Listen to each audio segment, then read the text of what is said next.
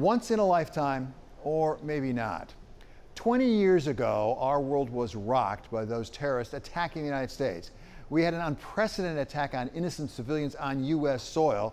We saw symbols of American power, both commercial power and military power, destroyed or burning. And most of all, we lost members of our family and we lost our friends, including 3 colleagues right here at Bloomberg. The very foundation of our financial system was shaken to its core. We had to close the stock market for a full week. Stock prices plummeted. And we thought, whatever else, we would never see anything like it again. Well, we were partly right, but partly wrong.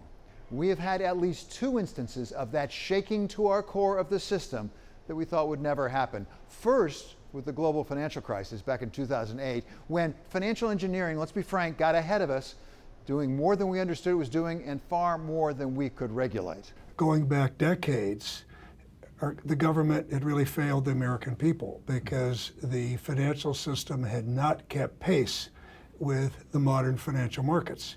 And second, just last year with the pandemic, a once-in-a-century event that brought the entire world economy to a stop, requiring us to bring it back up again. It is both a demand shock and a supply shock. It affects trade and services. It is internal and external. The good news is that it turns out we were more resilient than we knew at the time.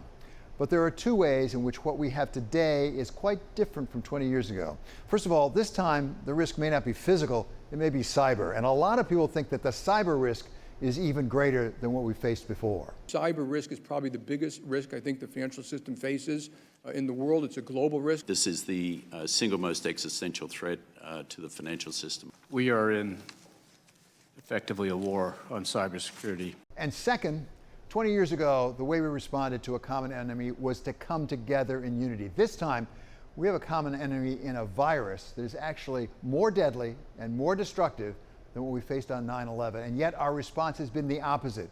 We have used things that could be defenses of the homeland, things like masks, things like vaccines, to divide us, to become political symbols that we can disagree about. We have a long way to go before we overcome this latest enemy of COVID-19. The question is whether we can overcome it without showing the kind of unity this time that we showed 20 years ago.